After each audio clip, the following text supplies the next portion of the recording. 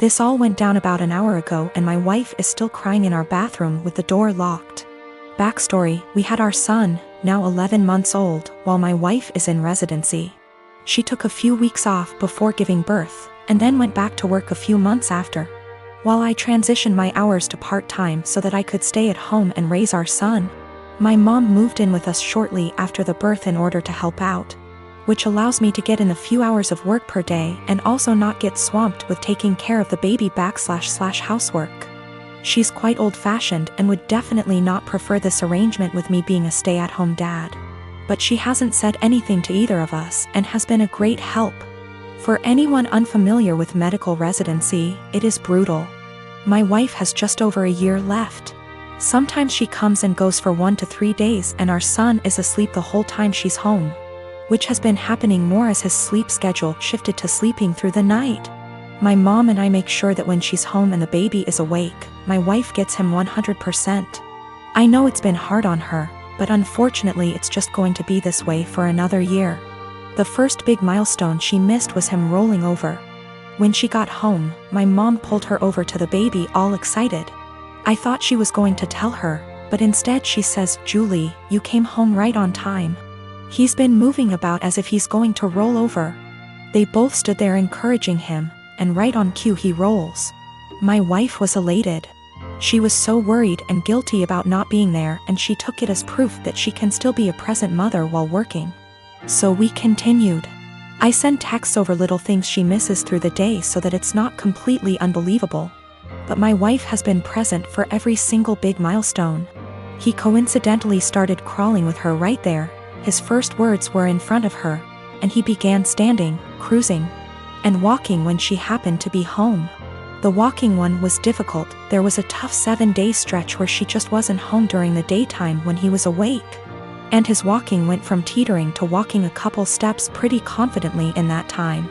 We put little beanbags in one of his pants pockets so he'd be wobbly and unbalanced, and it looked believable, since he fell after the first step like he was doing a week ago. Yes, it was mean to our poor son, but my wife's face was worth it. Today it all unraveled. So far he can just say mama, dada, and nana.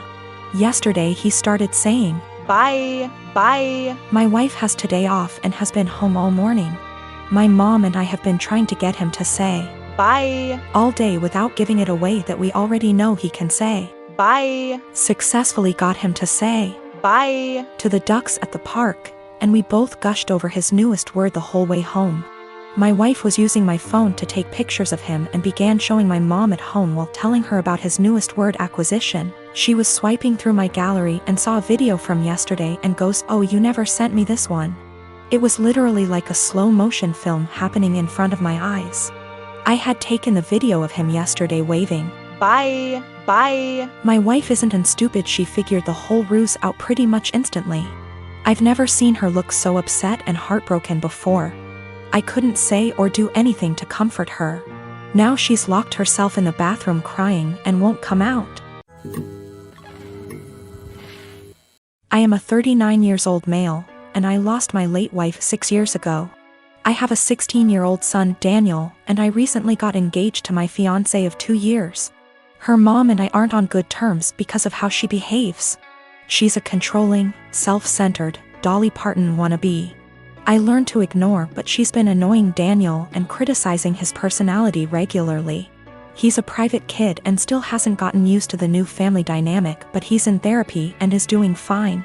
She keeps diagnosing him left and right, calling him antisocial, autistic, and other crap. Fact is, Daniel is a shy, well-mannered kid, but people confuse that with being antisocial. Mother-in-law tried several times to force Daniel to open up by embarrassing him with personal questions on family dinners and test his personality type. I've realized the effect her behavior had on Daniel, so I gave him the choice to no longer be in the same room / house as mother-in-law, and he appreciated this a lot. Mother-in-law didn't like that Daniel kept his distance and no longer visits and kept ing about how spoiled he will become for her daughter to deal with. I told her to stop bringing it up, but she cried, "I'm just doing this for Danny." Last week she visited unexpectedly, wanting to say hi to Daniel. After Daniel greeted her, he went into the bathroom and she went into the living room with my fiancé. I was in my bedroom when Daniel came and said his journal was gone. We looked for it but didn't find it.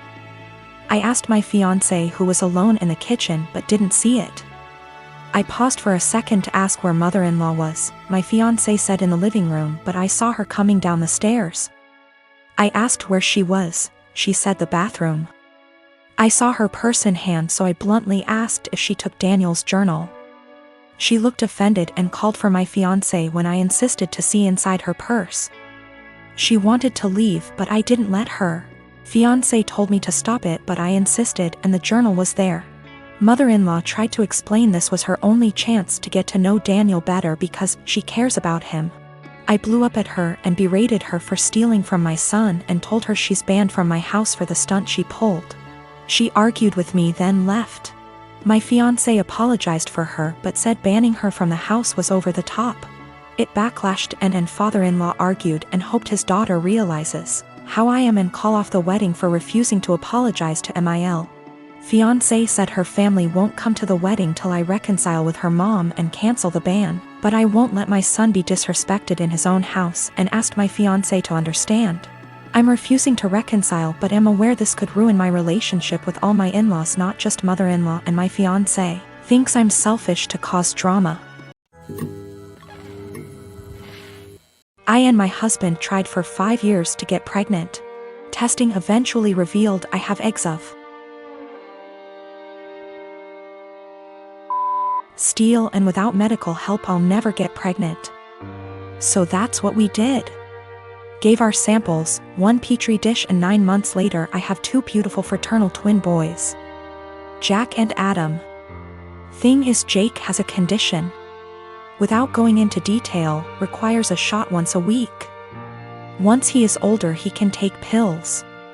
I went back to work and mother-in-law offered to watch the babes. She's wonderful. I trust her 100%. They were 9 months.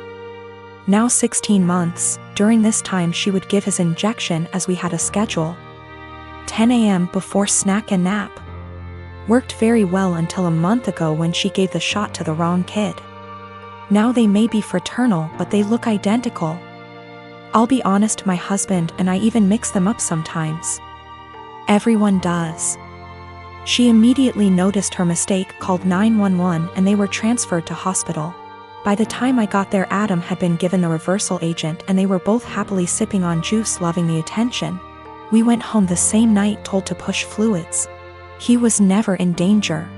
It's a very slow-acting medication that, at worst, would have given him diarrhea in a few days. Mother-in-law was beside herself.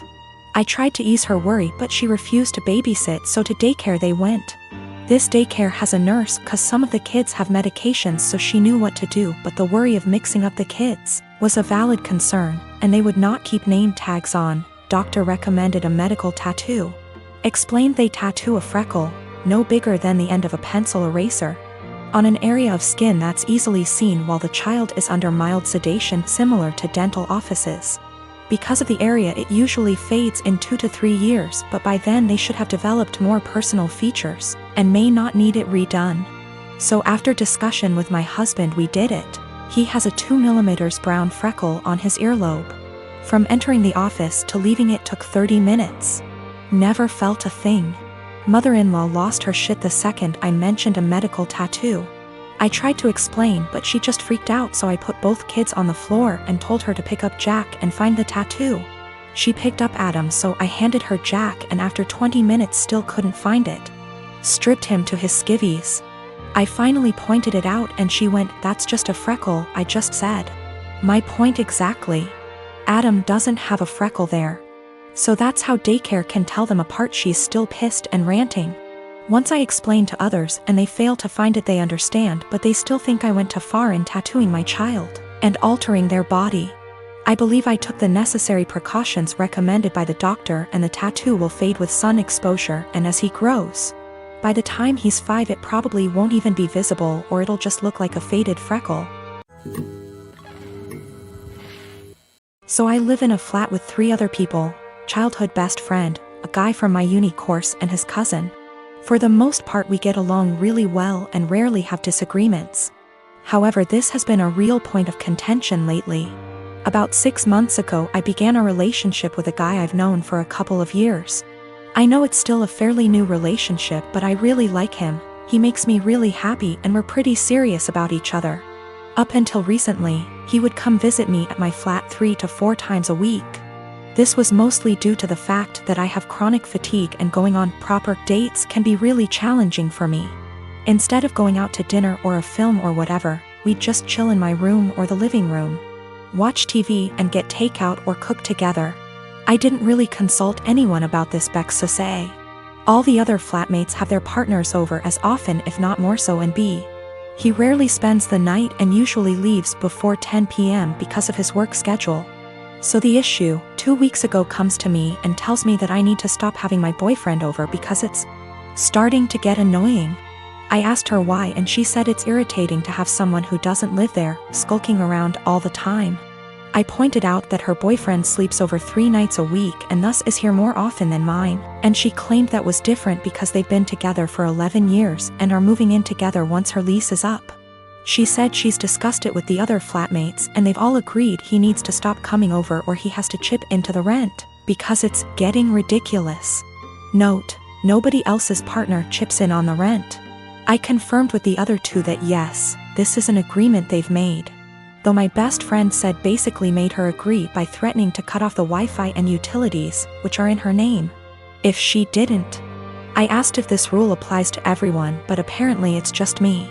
I pointed out that it's unfair and was basically told to deal with it. My potential assholery, I've begun loudly insisting that if my partner isn't allowed to come over, neither is anybody else's. If I answer the door to anyone's partner, I'll send them away. If I come home and someone's partner is there, I'll make a point to mention that I thought we weren't having partners who don't pay rent over anymore. I've asked boyfriend over and over how much rent he's paying and pretend to be affronted and make a fuss when he says he doesn't. Everyone's pretty pissed at me and is telling me I'm being unreasonable. I know I'm being petty, but I think it's unreasonable that there's one rule for me and another for everyone else, and I'm trying to make that point. Am I really the asshole here? Some questions people keep asking.